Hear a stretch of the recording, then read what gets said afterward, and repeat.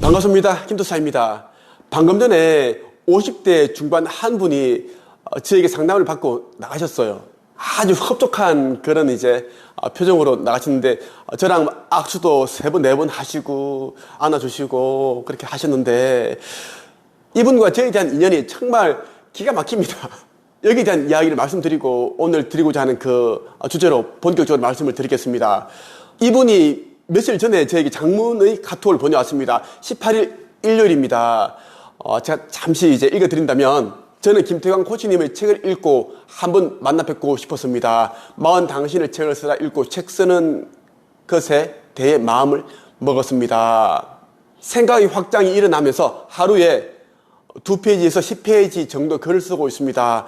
그러다가 저작권에 대해 궁금한 것이 생겼습니다. 상담이 가능할까요? 이렇게 보내왔습니다. 저한테 매일 막 엄청 문자가 오고 카톡이 옵니다. 대부분의 사람들이 자기가 앉아있는 그곳에서 쉽게 저의 노하우를 알고자 하는 그러한 마음으로 카톡을 보내옵니다. 어떤 사람은 쉬고 있는데 일요일에, 토요일에 막 전화를 해버립니다. 해서 김태광 작가님이신가요? 막 물어보려고 그러고 그래도 예의 없는 사람들도 꽤 많습니다. 그래서 이분도 카톡을 보내왔는데, 저작권에 대해서 상담이 가능할까요? 물어보니까 또 그런 사람 느낌이 좀 들더라고요. 그래서 제가 말했습니다. 그런 부분은 제가 따로 상담해드리지 않습니다. 이렇게 보냈습니다. 그랬더니 또 이분이 또 길게 엄청 또 보내왔어요. 요새 감사를 주제로 책을 쓰기 위해 말씀해 주신 것을 따라 지금까지 그 책들을 50여 권 읽었다. 그래서 섹시한 제목을 20개 정도 지어보다가 가슴이 막 떨리고 설레었다. 이런 내용들도 카톡으로 보내오셨고요. 그러면서 이분이 자기소개를 좀 하시더라고요. 직장생활 25년 차고 웃음치료사로 17년 동안 600회 이상 강의를 하고 있다. 이런 좋은 일을 하고 있다. 이런 취지로 말씀하신 것 같은데, 저는 이런 분들이 너무 많이 저에게 연락을 해오시니까 일일이 응대하다 보면 제 일도 못하고 결국은 쉽게 그런 저의 인생 경험 통해서 알게 된 그 비법, 노하우를 그냥 가지고 가려고 하시는 분들이 너무 많아서 제가 그냥 제 유튜브를 보시라, 아니면 제가 운영하는 카페에 들어와서 참고하시면 된다 이렇게 보냈습니다. 왜냐하면 저는 제 속마음으로는 이런 분들 저는 안 만납니다. 너무 그게 보이니까요. 첫 번째, 말이 너무 많으신 분 같고, 그리고 자기는 몇 년 차이고 웃음치료사로 17년 동안 그렇게 몇백 회 이상 강의를 하고 있다. 또 자기를 드러내는 걸 좋아하고 그런 분들이 많으십니다. 그러면서 공짜를 좋아하시고 그런 분들이 많아서 제가 이분은 제가 그냥 이렇게 기분 나쁘지 않게 이렇게 회신을 드리고 마치자 그렇게 했습니다. 하고 또 몇 분 더 카톡 오셨는데 그냥 읽고 그냥 넘어갔습니다. 기분 나쁘지 않게 그렇게 했는데 말이죠. 어제 희한하게 우리 코치진과 인연이 되어서 또 연락을 하게 된 거예요. 제가 상담을 해드렸습니다. 이분과 상담을 하고 있는데, 자기는 10년 전에 제가 쓴 마흔 당신의 책을 쓰라라는 그 책을 읽고 책 쓰기에 대한 그 열망이 생겨서 그걸 쓰려고 노력을 하고 있다. 제목도 지어보고 막 노트를 엄청 많이 쓰셨더라고요. 한 10개 정도 노트를 빽빽하게 쓰셨고, 그리고 그 노트에다가 6월 9일인가 저에게 그냥 편지를 쓰셨더라고요. 다 보여주시더라고. 김태광 작가님께 꼭 만난 것처럼 그렇게 시각화하려고 여기 쓰신 거예요. 이렇게 하시면서 이런 말씀 하시더라고요. 제가 며칠 전에 작가님께 카카오톡을 그 메시지를 보내드렸는데, 제가 웃음치료 딱 하는데 딱 드는 생각이, 뭐야, 그분이었나? 절대 저는 앞뒤가 다른 사람이 아닙니다. 그래서 제가 그분 앞에 있음에도 불구하고 그랬습니다. 혹시 저한테 카톡 보내신 분 웃음치료사로 활동하고 계시고 그런 카톡 보내신 분 아닌가요? 맞다는 거예요. 저는 일부러 안 엮이려고 관계를 안 하려고 제가 카톡을 그렇게 짧게 해드렸고 그렇게 했는데 이 자리에 계시네요. 그렇게 이분 당황스러운 거예요. 자기는 이제 저를 만나는 기쁨에 오늘 새벽 3시에 일어났고 막 글도 쓰고 그렇게 했는데 제가 이제 막상 이제 그렇게 좀 홀대를 하니까 기분이 좀 이제 살짝 이제 나쁜 건 아닌데 서운한 거지. 그러면 제가 또 왜 그런가에 대한 이야기를 해드렸습니다. 제가 많은 사람들을 가르쳤고 1200명 정도 되는 사람들을 제가 한 번도 안 써보고 일기도 안 써본 사람들을 단 몇 개월 만에 작가를 만들어 드렸는데 또 수만 명의 사람들 상담을 해보고 하다 보니 이제 사람들이 어느 정도 보이더라. 영적인 그런 느낌으로 좀 보이는데 오신 우리 선생님은 보니까 카톡 내용 보내신 것만 봐도 말씀이 너무 많으신 것 같고 자기를 드러내는 걸 너무 좋아하시는 것 같고 제가 고생하면서 알게 된 그런 책쓰기 글쓰기에 대한 비법 그런 부분 좀 쉽게 얻어가려고 하는 것 같아서 저는 좀 안 만나려고 했습니다. 근데 오늘 이렇게 와 있네요. 이분도 어제 갑자기 그렇게 연락이 돼가지고 오셨는데 그런 이야기를 했습니다. 그런데 또 아까 말씀드렸죠. 노트에다가 저에 대한 편지를 길게 여러 번 또 장문으로 써놓으신 거예요. 이 진짜 이 창조주님의 우주의 섭리는 누구도 거스를 수가 없다. 나는 이분을 안 만나고 싶었는데 이분이 내 자리에 와 계시고 저는 우리가 이제 웃고 참 인연이 되려고 하니 그렇다 하면서 이분이 계속 좀 받아달라고 하는 거예요. 제자가 되고 싶다, 배우고 싶다. 그렇게 하셔가지고 제가 이제 책 쓰기 퍼스널 브랜딩 과정에 146기 시작되는데 여기 과정에 이제 들어오시게 했습니다. 그렇게 해드리니까 이분이 너무 이제 감사하다면서 손을 여러 번 잡으시고 저를 안으시고 그렇게 하시다가 담소를 나누다가 이제 나가셨어요. 이틀 전에는 또 미국 샌프란시스코에서 또 갑자기 국제 전화가 걸려왔는데 저는 원래 안 받습니다. 보이스피싱도 있고 좀 그런 게 많아가지고 안 받는데 어떻게 강아지 이제 뭐 오줌 잘못 싸가지고 그 치우다 보니 정신없어서 받게 됐는데 국회 전화더라고요. 유튜브 보고 전화했다. 여자분인데 또 친절하고 해서 받았는데 자기 남편이 갑자기 세상을 떠났고 너무 힘든 가운데 있어서 재기를 하고 싶은 다시 일어나고 싶은데 책 쓰고 싶다 도와달라. 그렇게 해서 제가 또 이제 보이스톡 카카오톡 또 설명을 다 해드리고 이분이 과정에 또 참여하게 되었습니다. 원래 제가 좀 그렇게 하진 않는데 이분에는 좀 그렇게 인연이 다 되었네요. 제가 들으고 싶은 이야기는 정말 우리가 막고 싶어도 일어나야 할 일들은 무조건 일어나고 이 돌아가는 이 우주의 법칙, 이 하늘의 법칙은 절대 거스를 수 없다는 것 제가 정말 또 한번 느꼈습니다. 본격적으로 제가 여러분들이 드리고 싶은 이야기로 한번 들어가겠습니다. 제 영상을 보시는 분들 가운데 이제 여러분들도 부모님을 많이 이제 원망하고 미워하고 그렇게 했던 적이 있겠죠. 저는 너무 많았습니다. 왜냐하면 이제 어린 시절부터 우리 아버지께서는 우리 가족을 참 많이 힘들게 하셨어요. 매일매일 술 드시고 술 취하셔서 고래고래 소리 지르고 우리 옛날에는 시골에 그 세숫대야라고 하죠. 양철로 돼 있었습니다. 그래서 그걸 막 던지시고 소리가 우당탕탕탕 그렇게 하시고 막 온 동네 개가 다 짖고 막 그랬습니다. 너무 창피하기도 하고 또 아버지 술 취하셔가지고 막 진짜 막 정신을 잃으시면 또 제가 우리 어머니와 또 누나가 같이 가서 또 아버지를 또 부축해서 모시고 오고 진짜 많았습니다. 며칠에 한 번씩 그렇게 됐어요. 저희 아버지는 이제 40 중반 정도에 저를 낳으셨어요. 제가 이제 그 당시에는 국민학교였습니다. 지금은 초등학교죠. 초등학교에서 우리 반이 이제 33명이었는데 우리 부모님만 제일 연세가 많으신 거예요. 흰머리 시크시크 하시고 매일 또 술 드시니까 이렇게 이제 움푹 들어가시고 광대뼈 불고 지시고 제 아버지 같은 경우에는 키도 크세요. 막 175, 176 저와 서 있으면 저보다 키가 한 이 정도 크세요. 인물도 그렇게 좋으신데 술을 막 드시고 농사에 일을 그 땡볕에 일을 하시고 막 노동을 하시고 하다 보니까 다 타가지고 새까맣고 아이도 많으시고 살 빠지시고 그런 모습이 저는 왠지 모르게 창피스럽더라고요. 제 어린 마음에 너무 부끄럽고 우리 엄마 아버지 학교에 안 왔으면 좋겠다 막 그렇게 생각을 많이 했고 부모님들이 학교에 오는 날들이 있잖아요. 있으면 오히려 엄마 아빠한테 그랬습니다. 오지 마시라고 그렇게 하고 엄마 아빠도 오는 게 부담스러워 하시고 왜냐면 또 초등학교도 다 못 오셨습니다. 중퇴였습니다. 그러셔서 그것도 이제 부모님은 또 이제 그게 컴플렉스이신 거죠. 그것도 있으시고 또 이제 공장에 나가셔야 되고 일을 하셔야 되고 학교에 못 나오죠. 그래서 거의 제가 학교 다니는 동안 거의 나오지를 않으셨습니다. 지금도 생생하게 기억이 납니다. 우리 어릴 때 그 국민학교 다닐 때는 이제 한 달에 한 번 저축하는 날이 있었습니다.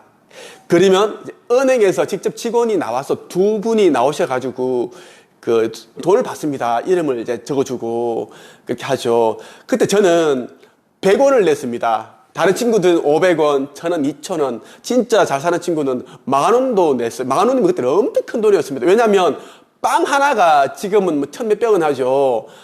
그때는 뭐 계란빵 이런 거 보통 먹는 빵 있죠. 마트 가면 파는 빵. 그 빵이 하나가 100원 했습니다. 호빵 있죠. 겨울에 먹는 호빵이 50원 했습니다. 그러니까 이제 그때 10,000원씩을 저축을 하니, 너무 큰 돈을 하니까 우리처럼 못 사는 친구들은 100원, 50원, 뭐 그렇게 저축을 하는데 10,000원씩 저축하는 친구들 보면 너무 부럽기도 하고 그렇습니다. 위축도 들면서, 우리 집은 왜 이렇게 가난할까? 진짜 막 그런 생각도 들고 어떤 날은 또 저축도 못하고 그랬어요. 옛날에는 엄마가 도시락을 싸주십니다. 그걸 가지고 우리 학교에 가서 그 4교시 마치고 친구들과 밥을 먹잖아요.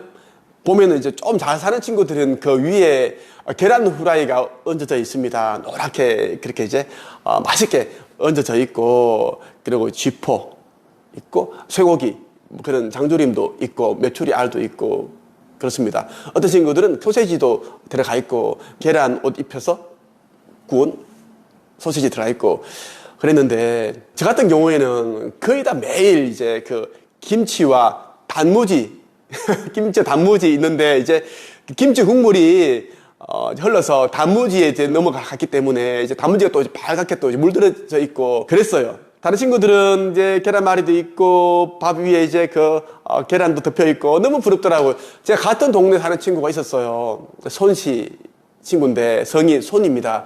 그 친구 집은 뭐 소가 2마리고 놀러 가면 큰 소가 두 마리가 염을 먹고 있어요. 너무 부럽더라고요. 소도 있고 노원도 많았어요. 부자예요. 그 친구 그 도시락은 항상 계란이 위에 올려져 있었어요. 속으로 진짜 계란 너무 먹고 싶다 그렇게 하더라고. 근데 그 친구는 오늘 맨날 이제 뭐 계란 먹고 하니까 질리는 거예요. 그래서 뭐 이 계란을 장난으로 이제 난 안 먹을래 하면 다른 친구에게 줬는데, 다른 친구들도 안 먹을래 돌리면 나한테 왔는데, 나는 속으로 진짜 한 스푼만 좀 더 이렇게 잘라서 두고 그렇게 딴 친구들에게 주고 싶은데, 왜 나도 뭐 그냥 아무렇지 않은 척 그렇게 넘기고 싶었는데, 그런 생각이 듭니다. 지금 생각하면 우리 집이 너무너무 진짜 가난해서 힘들었어요. 제가 초등학교 2학년 때 그때 이제 뭐 산수를 배우는데 그때 도형 문자가 들어가 있는 자가 있었어요. 자가 그때 하나가 100원이었습니다. 거기는 세모도 있고 네모도 있고 동그라미도 있고 별도 있고 다 있는데, 밤에 숙제를 하는데 그 네모를 그려야 되잖아요. 근데 이제 이 자를 하나 사면은 쉽게 딱 이렇게 연필 넣어서 딱 그릴 수 있는데, 이게 없으니까 작은 자 가지고 이렇게 대고 또 이렇게 대고 이렇게 대고 4번을 대서 이렇게 그려야 돼. 예쁘게. 그 안에다가 이제 답을 써야 되니까. 그래서 엄마한테 그랬어. 엄마, 그 자만 있으면 그 안에는 다 네모가 있고 세모가 있고 동그라미가 있고 쉽게 딱 끝나는데, 이건 계속 이렇게 4번이나 이렇게 자로 반듯하게 돼서 이렇게 돌려서 해야 되는데 너무 힘들다. 엄마 자 사줘. 그러니까 엄마가 지금도 기억납니다. 엄마가 이번 달에 월급 타면 사줄게. 그 자 하나가 100원이었습니다. 그 자 하나 100원도 못 샀어요. 지금도 생생히 기억납니다. 그만큼 우리 집이 정말 힘들었어요. 논 한 마지기 없었고요. 밭 한 떼기 없었고, 소도 없었고, 경운기 없었고, 보통 우리 동네 집에 다 경운기 있었어요. 경운기, 그 당시엔 경운기 100만 원 정도 했거든요. 아버지는 경운기 살 생각도 안 하니까, 또 우리가 이제 남의 농가 밭을 빌려서 이제 소작을 했기 때문에, 그 리어커를 아버지랑 저랑 같이 어릴 때부터 계속 아버지는 리어커 끌고 앞에서 저는 뒤에서 걸음을 싣고 뭐 비료를 얹고 해서 끌고, 또 제가 다시 아버지랑 일했는데 저는 또 굉장히 또 불만인 거예요. 궁시렁 아버지 왜 우리 집은 계속 논을 먼 곳에 이렇게 자꾸 이렇게 농사를 짓습니까? 가까운 데 지면은 편할 텐데 여건을 가지고 계속 가야 되고, 다른 집은 경운기 있고 소도 있는데 우리는 언제까지 이걸 해야 됩니까? 너무 힘들어요. 하니까 아버지가 어머러머러 한 소리 하죠. 시끄럽다. 아버지는 계속 이거 해왔고, 이거 뭐 힘드노? 다 이렇게 농사 지어야지. 너가 공부하고 너가 먹이고 입히고 할 수 있는데, 이렇게 얘기를 하시는 거예요. 저는 계속 궁시렁 그렇습니다. 지금도 기억나는 게 뭐냐면, 제가 중학교 3학년 때 학교 이제 갔다 오니까 이제 또 저 멀리 이제 남의 논을 빌려서 우리가 그 농사를 짓는데, 보리가 다 자라가지고 추수를 한단 말입니다. 그때 이제 정말 일하기 싫은데, 오락실 가면 그 당시 아이들은 한 판에 뭐 50원 스트리트 파이트 하고, 그때 스트리트 파이트 막 나와가지고 막 유명했거든요? 그런 것도 막 하고 있고, 막 계속 생각이 나는 거예요. 그거는 내가 돈이 없기 때문에 게임을 안 해도 그냥 보는 것만으로도 행복해. 재밌어. 저는 이제, 류와 켄을 제가 잘 싸웠습니다. 제가 보통 하면 다 이겼습니다. 2시간 동안 제가 그걸 하면은, 병원을 넣고 하면은, 2시간 동안 다 그 대결을 벌여도 제가 진 적이 없었습니다. 완전. 그 정도 제가 잘했는데, 생각이 나고, 근데 어머니는, 아버지는 계속 일 도와라. 그 땡볕 더 없습니다. 볼이 그거 있죠. 까끌해. 그거 까끌하고, 막 그래요. 막 땀나고, 아우, 막, 어릴 때부터 절대 농사를 안 짓겠다 하는 게 저의 이제 그 신조였습니다. 철학이었어요. 볼이 그거 이제 이거를 낫으로 또 베는 거야. 남들은 또 콤바인으로 그거를 다 베고 돈을 좀 주고 콤바인 있는 사람한테 부탁해서 콤바인 베면은 30분이면 그 한 노트 큰 그 논이 다 끝나버려. 금방 이제 콤바인은 다 베고 탈곡해서 나와버린단 말이에요. 마대 자루에 다 담기는데, 우리 나스로 이걸 하기도 싫고, 짜증나기도 하고, 좀 그랬어요. 지금 솔직히 말하면. 하기 싫은데 억지로 하다 보니까 갑자기 나도 모르게, 딴 생각 하다가, 푹! 했는데, 왼쪽 손가락 여기다가 푹 잘린 거예요. 여기다가. 여기 보면 상처가 있거든요? 여기 보시는지 모르겠네. 여기. 여기 보면, 잘 안 보시나? 이렇게 보면은 이게 있어요. 여기 보면 쫙 찢어져 있어요. 여기. 있죠? 그렇지. 여기 쫙 찢어져 있습니다. 이게 그때 이제 보리를 어머니 옆에서 하다가 아버지 열심히 하고 어머니 다 열심히 하고 있는데 저 혼자 하시라고 그때 한 번에 제일 한번 퍽 했는데 낫이 얼마나 그렇게 이걸 아버지께서 갈았는지 바로 뼈가 보여요. 뼈가. 당황하면서 갑자기 그렇게 보여 안에 피가 막 솟구치는 거예요. 근데 이제 옆에 있는 아저씨가 이제 보시더니만 그렇다 하면서 또 담배 가루를 또 뿌리시는 거예요. 담배 솔 그 옛날에 500원 했습니다. 청자가 200원 했고 솔이 500원 했습니다. 저희 아버지는 돈이 없었기 때문에 이제 200원짜리 청자를 주로 펴셨고 뭐 그 아저씨는 솔 폈습니다. 500원짜리 조금 덜 쏟게 가루를 막 뿌리셔가지고 자전거 타고 난 빨리 병원 갔습니다. 그때 병원의 이름이 달성군 현풍면에 있는 양외과 지금 있는지 모르겠어요. 하는데 이제 막 버려지시니까 원장님이 좀 놀라시면서 이제 이거 이제 꿰맨다 하면서 이제 마취를 하시고 맛이 좀 따가워요. 따끔한데 그러다 이제 이게 뭐야 하면서 이렇게 담배 가루를 뿌리셨어요. 그러니까 이걸 왜 뿌려? 다 세척을 해야 되는데 세척을 다 하고 그렇게 해서 이제 꿰맸던 기억이 있습니다. 그 정도 제가 이제 그런 정말 농사일 이런 거 부모님은 정말 그렇게 한결같이 성실하게 하셨는데 저는 정말 그렇게 싫더라고요. 정말 옛날 생각하니까 정말 많은 기억들이 있습니다. 초등학교 때 여러분들 그런 기억이 있겠죠. 제가 3학년 때인가 그랬습니다. 남자 담임 선생님이었습니다. 이땡국 선생님이었는데 지금도 기억이 나는데요. 제가 수업 때 몸이 안 좋았어요. 몸이 안 좋아서 앞에서 두 번째, 세 번째 자리에 앉아 있었는데 엎드려 있었어요. 나는 엎드려 선생님이 왜 아프냐, 어디 아프냐 물어볼 줄 알았는데 아무도 안 물어보고 숨만 하시는 거예요. 남자 선생님 나이도 좀 있으신 분인데 한 40 중반? 50살 정도 되는 것 같은데 친구들이 태광이 아픈 것 같아 선생님 몇 번 얘기하는 선생님이 갑자기 화를 내시면서 아프면 쥐가 이야기를 해야지 너 나와봐 하시더라고. 이렇게 나가니까 화를 내시면서 발로 이렇게 툭 차버리시는 거예요. 저는 어린 나이에 이제 힘도 없고 빽쩍 말랐는데 툭 넘어졌어요. 근데 진짜 그때 제가 좀 많이 수치스럽고 좀 모멸감을 많이 느꼈습니다. 그렇게 하시다가 이제 또 막 화를 내시더니 뭐라 하시더니만 집에 가라고 좋대. 그렇게 집에 갔던 기억도 있고 그렇습니다. 그 기억이 지금도 제가 계속 남아 있습니다. 몇 년 전에 이제 우리 초등학교 동창 누군가가 이제 저한테 카톡 왔습니다. 그 친구가 그 선생님 뭐 한번 뵈려고 하는데 같이 한번 갈래 하길래 나는 이런 일이 있었고 가기 싫다. 막 그렇게 딱 잘라서 얘기를 했던 기억이 있습니다. 저는 어릴 때 우리 아버지를 굉장히 많이 원망했습니다. 우리 아버지는 진짜 호인이라는 소리를 그렇게 많이 들으셨고 또 선하세요. 술을 안 드시면 이렇게 좋으신 분이 없습니다. 너희 아버지 진짜 버버시도 살 사람이다. 술만 안 먹으면 참 좋을 텐데 술을 그걸 못 끝내? 막 그렇게 사람들이 많이 하시는 거예요. 술만 드시면 이제는 딴 사람이 된다라는 겁니다. 막 술 귀신이 달라붙기 때문에 막 혼자서 막 이야기를 하시고 막 혼자서 막 고리고리 지르시고 대화를 하시는 거예요. 지금 생각하면 이제 귀신이 붙은 거지. 술 드시면 또 일을 안 나가십니다. 일을 다 안 나가시고 다른 동네에서 술 드시고 또 자전거 내지 오토바이 타고 오시다가 또 이제 높은 논에 또 이제 지대가 높은 데서 밑으로 또 추락하셔가지고 다치셔가지고 온몸에 그거 모내기 하고 난 한 뭐 6월달 뭐 그 정도 있잖아요. 뭐 한 6, 7월달 되면은 저 모내기 다 끝나고 온몸에 이제 그게 흙탕물이야. 그 한 번은 기억납니다. 누가 막 걸어오시는 거예요. 완전 좀비처럼 진짜 그랬어요.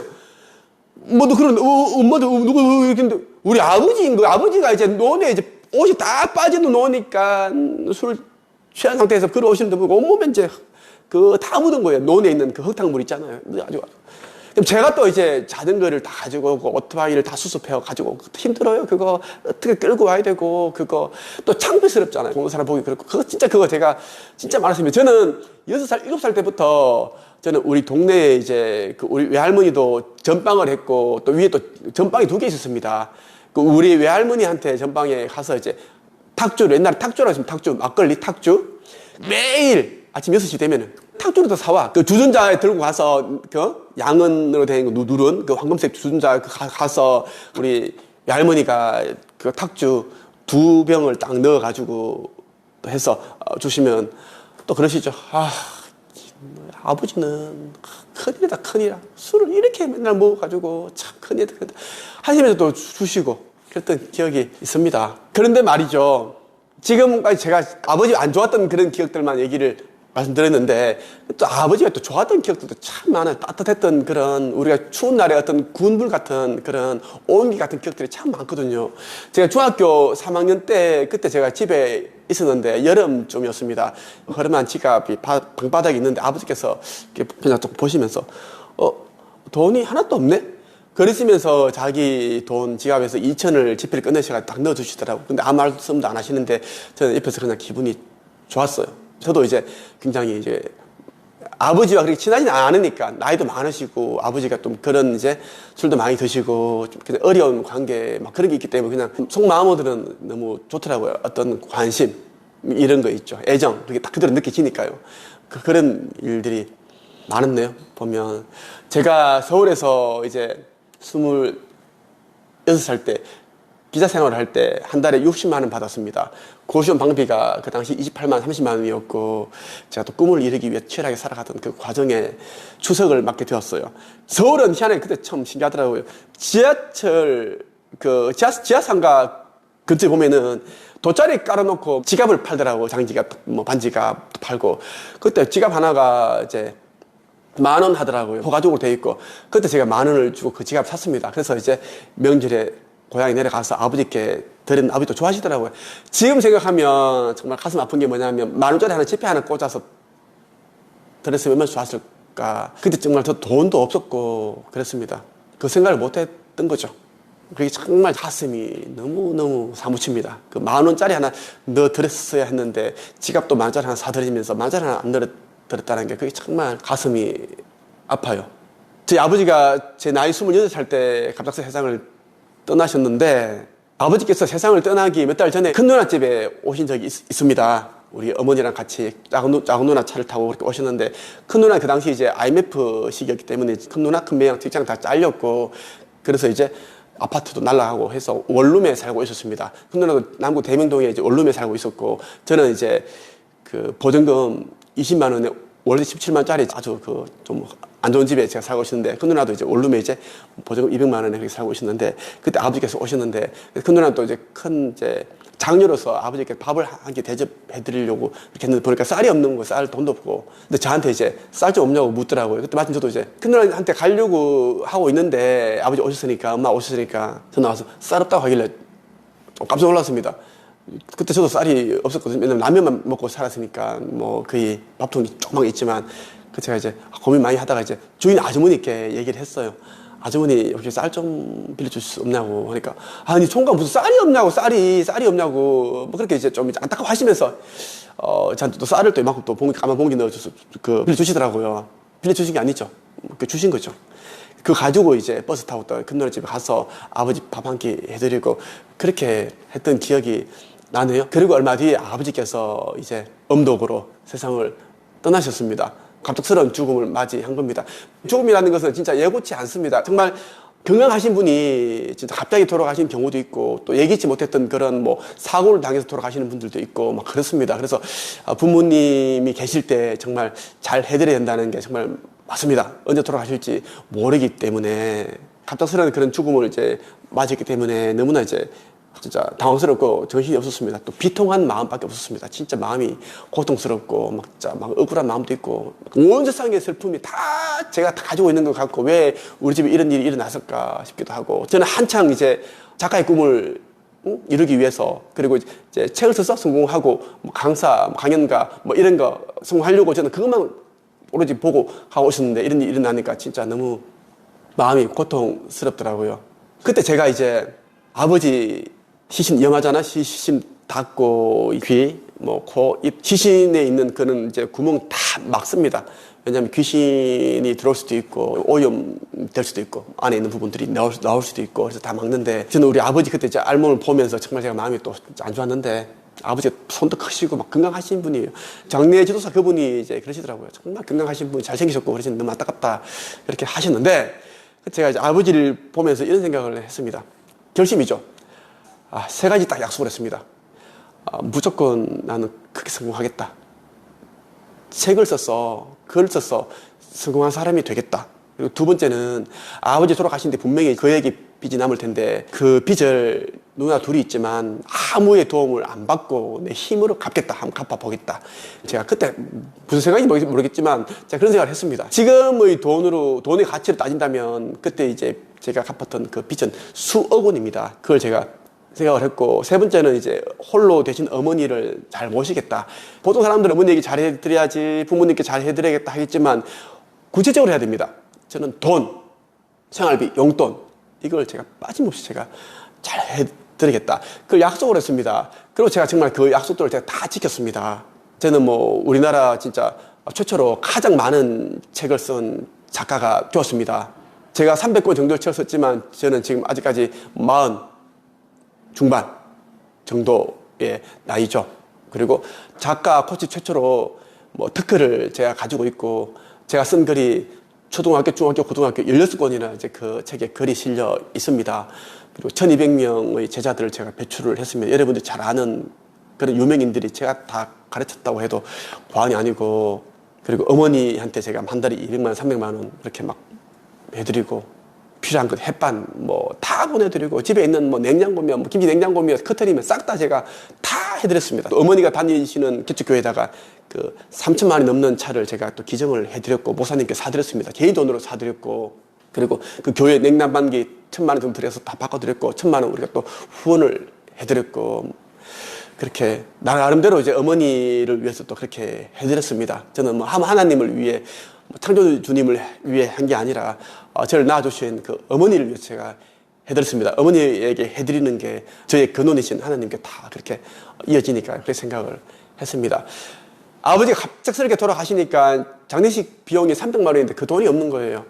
갑작스런 죽음을 맞이했기 때문에 원래 통장에 돈을 쌓아놓고 사는 집이 아니고 논도 없고 밭도 하나도 없는데 맨날 빌려서 갚고 그렇게 살았고 저도 월급이 그 당시 뭐 70만 원이고 그랬습니다. 작은 신문사에서 4대 보험도 안 된 상태에서 일을 하고 있었고 꿈 하나만 보고 달려가고 있었습니다. 이제 아버지께서 그렇게 이제 극단적인 선택을 하셨기 때문에 또 많은 사람들에게 알리지도 못했습니다. 우리 아버지는 너무 좋으신 분이기 때문에 본인의 생전에는 많은 사람들의 잔칫날, 결혼식, 뭐 그 장례식 다 돌아다녔어요. 가서 3만 원, 5만 원 주고 옛날에 2만 원씩 주고 그렇게 다 했는데 아버지 그렇게 하고 나니까 이제 그게 알리지 못했습니다. 가까이 있는 분들 몇 명한테만 알리고 뭐 그렇게 했어요. 그러니까 돈이 별로 이제 들어오지 않는 거예요. 300만 원 정도 되는데 그 돈이 없으니까 아버지 염 다 마치고 하고 나서 이제 관 나가기 전날에 자정 정도 된 시간에 이제 작은 누나랑 큰 누나랑 또 싸웠어요. 지금도 기억이 납니다. 작은 누나는 그 상태에서 힘든데 자기 돈으로 이제 카드값을 어떻게 하든 300만 원을 뭐 그렇게 자기가 하겠다 했는데 큰 누나는 또 뭐 기분 나빴는지 좀 자기 지심이었던 것 같아요. 제가 지금 보기에는 나도 돈 있으면 그렇게 할 수 있다. 뭐 그렇게 너무 안타까운 거죠. 그런 일이 일어났고 우리 이모는 또 빗자루 가지고 또 때리면서 또 말리기도 하고 그걸 저는 다 지켜봤습니다. 지켜봤고 그게 참 마음이 아프더라고. 돈이 없고 하니까 사람은 죽어서 그 냉동고에 안치되어 있고 한데 살아있는 사람은 돈 때문에 다툼이 일어나고 사이가 안 좋아지고 그러한 것들 그때 이제 새벽에 이제 2, 3시경에 그때 우리 엄마와 그 누나들과 함께 그 부조금 함을 열어봤어요. 몰래 열어봤습니다. 열어보니까 300만 원 정도 딱 들어와 있는 거예요. 정말 우리가 안도의 그 한숨을 쉬었어요. 우리 창조주님이 그렇게 돈을 딱 마련해 주셨어요. 그때 아픔이 있었는데 뭐냐면 관 나가기 전날 저녁까지 큰 아버지, 우리 아버지의 이제 형님이 있죠. 그리고 우리 아버지의 동생 작은 아버지께서 우리가 연락을 했습니다. 작은 누나 전화를 했는데 제 옆에서 했는데 안 오겠다고 하는 거. 왜? 뭐 자살을 하셨고 생전에 술을 너무 많이 먹었고 그리고 이제 교회를 안 나갔기 때문에 안 논다는 식으로 얘기를 하는 거예요. 우리 입장이 너무 기가 차는 거예요. 피를 나눈 그런 형제 사이고 형제가 죽었는데 와야 되는 건 당연한 거 아닌가. 더군다나 이제 하나님을 숨기고 교회 목사를 은퇴하신 분이고 현직의 장로님이신데 이분은 포항에 계시고 이분은 청주에 계시는데 안 온다고 하니 너무 기가 차는 거예요. 그때 제가 작은 누나 화가 나 있고 그래서 제가 그랬습니다. 이 쓰레기들 오지 말라고 해라. 막 그랬습니다. 이 쓰레기들 오지 마! 하고 작은 누나도 막 소리 지르고 하니까 우리 집안 다 교회 다니는 집안이 작은 누나도 집 사고 우리 어머니도 뭐 집 사고 그래요. 화가 나니까 그렇게 화가 나니까 이제 한 2시간 뒤에 이제 큰아버지와 작은 아버지 동시에 오셨어요. 같이 의논해서 오셨나 봐요. 와가지고 이제 앉아 있다가 이런 얘기 좀 하다가 조금 주무시다가 이제 그 다음날 아침 8시 경에 이제 관 나가는 것만 보시고 언덕 한 데 없이 사라져 버렸어요. 우리 어머니도 언제 갔는지 모르고 우리도 모르고 사라졌습니다. 그게 참 지금도 기억에 남아 있어요. 그 목사 은퇴하셨던 큰 아버지가 가버리셨고 작은 아버지 가버리셨고 그때 정말 또 비통했습니다. 우리 가족들 연구차 타고 그때 친구 3명이 왔습니다. 다 고향 친구들은 안 왔습니다. 객지에서 알게 된 친구들이 3명이 왔어요. 연인 2명하고 또 다른 친구 1명이 왔어요. 그 친구들과 같이 이렇게 해서 이제 아버지 3시간 정도 이제 화장하는 거 다 지켜보고 그렇게 해서 아버지를 보내드렸습니다. 정말 그러한 세월들을 다 보냈습니다. 지금 이제 힘든 가운데 있는 분들이 꽤 많으실 겁니다. 왜 안 그랬겠어요? 코로나가 닥쳐서 몇 년 동안 아무것도 못하는 사람도 있을 것이고 빚만 진 사람도 있을 것이고 뭐 대출 받아서 그 돈 가지고 계속 근근히 이제 버텨간 사람들도 있을 것이고 실직하신 분들도 있을 것이고 누구는 이혼을 했고 누구는 또 가족 중에 또 힘들어서 극단적인 선택하신 분들도 있습니다. 저도 수없이 자살을 생각을 했고 실천을 해본 적도 있습니다. 제가 살아보니까 그렇더라고요. 어릴 때 부모님을 그렇게 원망하고 아버지 그렇게 싫었고 아버지 빨리 죽었으면 좋겠다. 너무 창피스럽고 아버지 진짜 술 취하셔가지고 막 그렇게 행패 부리시고 노름하시고 막 그렇게 노름하시면 누구 어른들이 막 그래. 너네 아버지 저기 저 집에 어디에 저 노름하고 있다. 빨리 엄마 모시고 가라. 큰일 난다. 빚진다. 그럼 막 12시, 11시에 막 어머니 모시고 가고 또 온 동네 찾아서 돌아다니고 우리 어머니가 막 119 노름한다고 신고해버리면 다 잡혀가고 그런 적도 있었습니다. 하지만 지나고 나니까 아버지에 대한 그 당시 안 좋았던 그런 것들이 오히려 이제 너무 그립고 진짜 아버지가 보고 싶고 그렇습니다. 그런 아픔이 있었기 때문에 제가 혼자 빚을 갚아야겠다는 그런 용기를 낼 수 있었고 결심을 할 수 있었고 제가 2년 2개월 동안 빚을 다 갚았어요. 그러니까 2년 동안 제가 또 수직금을 책을 썼습니다. 매주 책을 쓰니까요. 목표를 가지고 목숨 걸고 해버리니까 다 됐습니다. 아버지가 안 돌아가셨으면 정말 아니 아버지 돌아가신 게 잘 됐다는 게 아니라 만약 아버지께서 안 돌아가셨다면 이제 그렇게 또 치열하게 밀도 있게 살지 않았겠죠. 그게 저는 운명이라고 저는 생각합니다. 저는 그 운명을 거역하지 않았고 순순히 받아들였고 저를 좀 더 단단하게 만드는 그러한 기회를 생각을 했습니다. 여러분들도 지금 주어진 위치에서 내가 뭘 하면은 좀 더 삶에 어떤 도움이 되는지 좀 더 인생을 바꿀 수 있는지를 한번 생각을 해보시면 좋겠습니다. 삶이라는 것은 여러분들이 자꾸 진짜 제대로 된 그 꿈을 설정하고 목표, 계획을 세워서 나가신다면 무조건 달라지게 되어 있습니다. 그냥 이제 뭐 건건히 살아가는 것에 만족한다든가 지금 다니는 직장에 여기에만 만족한다든가 그러면 절대 삶이라는 것은 안 달라집니다. 가난한 사람들의 특징은 뭐냐면 자꾸만 이제 가난을 싫어하면서 빚지는 걸 싫어하면서 자꾸만 이제 더 악한 상황을 끌어당긴다는 것입니다. 내면에 자꾸만 이제 가난에 대한 돈에 대한 두려움으로 가득 차 있기 때문에 자꾸만 그러한 이제 그 수렁이에서 벗어날 수 없다라는 겁니다. 그동안 해왔던 생각과 말을 반대의 것으로 바꿔 봐야 된다라는 겁니다. 지금의 삶을 잃게 한 그런 원인이 되었던 생각과 말과 행동을 완전히 바꿔버리면 이제는 지금부터는 완전 다른 삶이 펼쳐지거든요. 오늘은 여러분에게 제가 과거에 힘들었던 이야기를 있는 그대로 이제 진솔하게 이야기를 해드리고 싶었습니다. 여러분들 제 이야기를 듣고 나시면 김도사 이 사람도 나와 하등 다를 바 없는 사람이네. 오히려 나보다 더 힘든 처지에 시작을 했고 IQ 89의 전무대 출신이고 기초생활수급자 가정이었고 아버지가 진짜 노름하시고 진짜 술고래였고 맨날 그렇게 가족을 힘들게 하신 그러한 가정에서도 살았지만 결국은 이제 본인이 원하는 그러한 꿈을 이루기 위해 노력하는 과정에서 다른 삶이 펼쳐졌고 그렇게 됐구나. 이제부터 나도 한번 다르게 살아봐야지. 이런 이제 한번 결심이 서셨으면 좋겠다는 생각으로 제가 이 영상을 찍게 되었습니다. 여러분들이 간절한 바라는 것이 있으면 정말 우주는 여러분들을 위해 움직입니다. 분주히 움직이기 시작해요. 여러분들이 진짜 원하는 것을 이루기 위한 상상을 하고 생각을 할 때 창조주께서는 신께서는 여러분들을 위해 도움을 주십니다. 오늘은 여기까지 말씀을 드리겠습니다. 행복한 하루 되십시오. 감사합니다.